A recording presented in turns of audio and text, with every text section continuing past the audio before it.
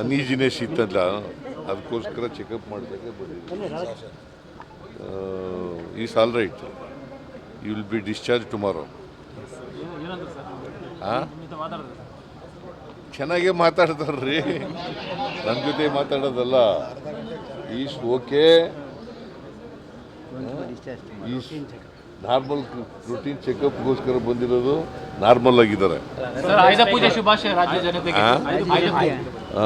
ರಾಜ್ಯದ ಜನತೆಗೆ ದಸರಾ ಮಹೋತ್ಸವದ ನಾಡಹಬ್ಬದ ಶುಭಾಶಯಗಳು. ಇವತ್ತು ನಾನು ಈಗ ಹೊರಟಿದ್ದೀನಿ ಮೈಸೂರಿಗೆ. ನಾಳೆ ಜಂಬೂ ಸವಾರಿ ಇದೆ, ಟಾರ್ಚ್ ಲೈಟ್ ಪರೇಡ್ ಇದೆ. ಅದೆರಡು ಮುಗಿಸ್ಕೊಂಡು ಬರ್ತೀನಿ ನಾನು. ಫ್ಲಡ್ ನೆನ್ನೆ ಹೋಗಿದೆ. ಏನಾಗಿದೆ, 95% ಫ್ಲಡ್ಡು ಇರ್ತಕ್ಕಂಥದ್ದು ಉತ್ತರ ಕರ್ನಾಟಕದಲ್ಲೇ. 8-9 ಜಿಲ್ಲೆಗಳಲ್ಲಿ ಫ್ಲಡ್ ಜಾಸ್ತಿ ಆಗಿದೆ. ಸೊ 95% ಉತ್ತರ ಕರ್ನಾಟಕದಲ್ಲಿ. ಬೇರೆ ರಾಜ್ಯಗಳಲ್ಲಿ ಕಡಿಮೆ ಇದೆ, ಬೇರೆ ಜಿಲ್ಲೆಗಳಲ್ಲಿ ಕಡಿಮೆ ಇದೆ, ಅಲ್ಲಿ ಮಾತ್ರ ಜಾಸ್ತಿ ಇದೆ. ಬೆಳಗಾಂ, ಬಿಜಾಪುರ, ಬಾಗಲಕೋಟೆ, ಕಲಬುರಗಿ, ಬೀದರ್, ಯಾದಗಿರಿ, ಹುಬ್ಳಿ, ಧಾರವಾಡ, ಗದಗ, ಈ ಜಿಲ್ಲೆಗಳಲ್ಲಿ ಜಾಸ್ತಿ. ಕುಮಾರಸ್ವಾಮಿ ನಿಮ್ಮನ್ನು ಸಲಹೆ ಕೊಟ್ಟಿದ್ದಾರೆ ಸರ್, ದರ್ಶನ ಮಾಡ್ಕೋಬೇಡಿ, ಕೇಂದ್ರ ಸರ್ಕಾರದ ಬಗ್ಗೆ ಅಗತ್ಯವಾದ ಪ್ರಸ್ತಾವನೆ ಕೊಡಿ, ಪರಿಹಾರ ಕೊಡಿಸ್ತೀವಿ ಅಂತ ಹೇಳಿದ್ದಾರೆ ಕೇಂದ್ರ ಸರ್ಕಾರ ರಾಜ್ಯಕ್ಕೆ. ನೋಡಪ್ಪ, ಕುಮಾರಸ್ವಾಮಿಯವರು ಅದು ಹೇಳಿರ್ತಕ್ಕಂಥದ್ದನ್ನು ಸ್ವಾಗತ ಮಾಡ್ತೀನಿ. ಬಟ್ ಕೇಂದ್ರ ಸರ್ಕಾರ ಹಿಂದೆ ಬರಗಾಲ ಬಂದಿತ್ತಲ್ಲ ಕರ್ನಾಟಕದಲ್ಲಿ 2023ರಲ್ಲಿ, ಆಗ ನಾವು ಸುಪ್ರೀಂ ಕೋರ್ಟ್ಗೂ ತಗೋಬೇಕಾಗಿ ಬಂತು ಪರಿಹಾರನ.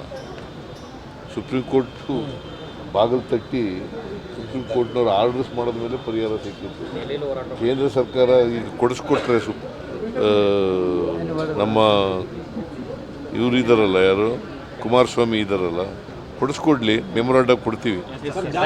ಸಮಾಜ ಉದ್ಧಾರ ಆಗಲ್ಲ ಅಂತ ಕುಮಾರಸ್ವಾಮಿ ಹೇಳಿದ್ದಾರೆ ಸರ್. ಸಮಾಜ ಉದ್ಧಾರ ಆಗಲ್ಲ ಅಂತ ಕುಮಾರಸ್ವಾಮಿ ಹೇಳಿದ್ದಾರೆ ಸರ್.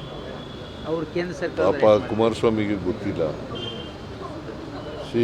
ಇದು socio economic and educational survey. ಈಗ ನಾವು ಒಂದು there is inequality in the society ಅಲ್ವಾ? ಈಕ್ವಾಲಿಟಿ ಮಾಡ್ಬೇಕಾದ್ರೆ ಏನು ಮಾಡಬೇಕು? ಅಂಕಿಅಂಶಗಳು ಬೇಕಲ್ವಾ? ನಂಬರ್ 1. ನಂಬರ್ 2, ಯಾವ ಜಾತಿನಲ್ಲಿ ಬಡತನ ಇದೆ, ಯಾವ ಜಾತಿನಲ್ಲಿ ನಿರುದ್ಯೋಗ ಇದೆ, ಯಾವ ಜಾತಿನಲ್ಲಿ ಅನಕ್ಷರತೆ ಇದೆ, ಯಾವ ಜಾತಿನಲ್ಲಿ ಜಮೀನಿಲ್ಲ, ಇವೆಲ್ಲ ಗೊತ್ತಾಗಬೇಕಲ್ಲ.